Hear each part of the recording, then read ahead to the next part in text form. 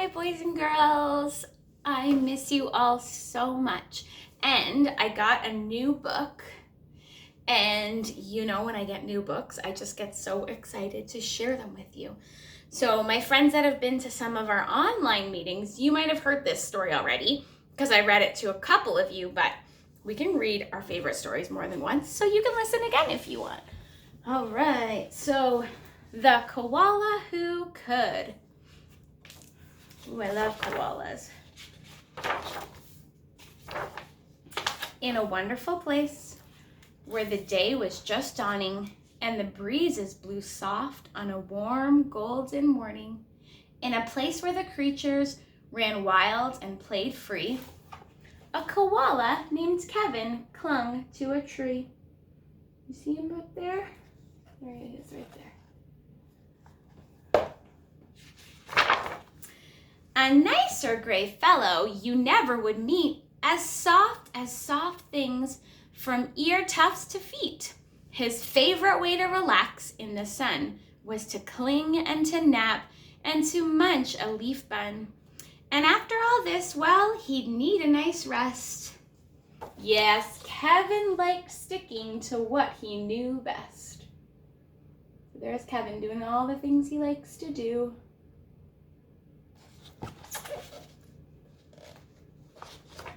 You see, high up, it was safe since he liked a slow pace, while the ground down below seemed a frightening place.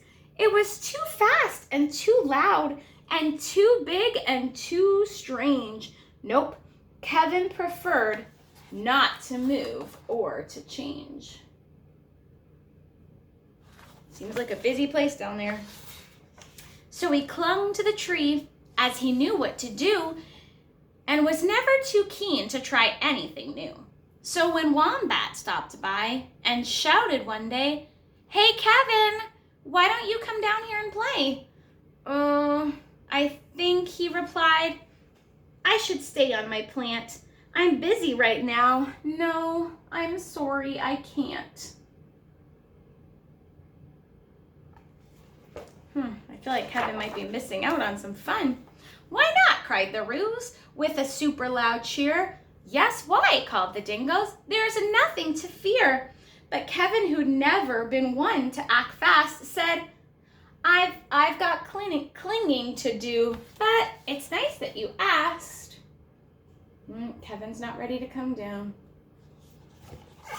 Sounds like there's lots of fun animals to play with. As Kevin sat watching them chatter and share, a part of him wished that he could be down there. But he knew he'd miss home. It was dark and so late. The whole thing was risky. Adventure could wait. Whatever the invite, he'd always say no. Oh dear, it seemed like Kevin just couldn't let go. He was afraid to come away from what he knew. He knew his tree best, so he was a little bit nervous to come down. So his life was the same, no matter the day.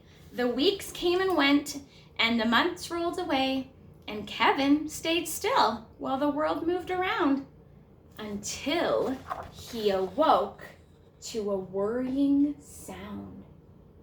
There's Kevin, going through all of his days up in his tree.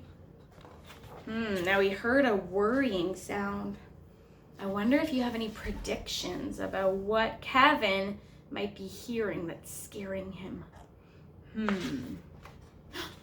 Tap, tap, tap, tap, the sound went. Well, this was a blow. Tap, tappity, tap, tap, tap, tap. Oh no! Uh-oh. "Uncling," the crowd called, which had gathered below. "Leap and we'll catch you, just let yourself go." But Kevin was scared. "Let go? No, I shan't." "I won't," shouted Kevin. "I just..."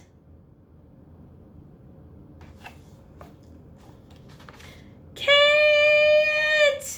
Woof! Look, down came the tree, and with it was bringing crash and a wallop as Kevin was still clinging. Oh no, the woodpecker chopped the tree down and Kevin is still holding on for dear life. Kevin, he carefully opened one eye and looked up at all of the love staring down from the sky. Then one paw by one paw, he loosened his hold. He felt springy and light. He felt happy and bold.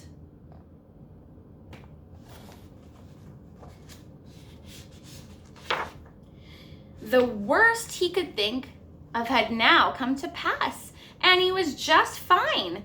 Why, he felt quite first class. So when Wombat leaned over and held out his paw, Kevin no longer felt worry or doubt.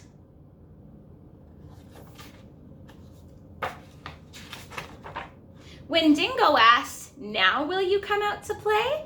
the crowd all joined in with a, "What do you say?" And even though it wasn't part of his plan, Kevin replied, "Yes, I think I can." And Kevin, from then on, was always can do. Because life can be great when you try something new. I love it. That smile that book, just put a big smile on my face. It made me think of all the things that we can try to do that are different. And sometimes we'll be really surprised. Because look at Kevin, he came down from his tree. And if he wouldn't have came down, he wouldn't have got to go exploring and meet all of those new animals. Okay, boys and girls, thank you so much for listening to my story. I hope you're doing well. And I'll see some of you online this week. And for everybody else, I can't wait to see you back in the classroom, hopefully next week. Okay, keep up all your great work at home, and I will see you soon, love bugs. Mwah.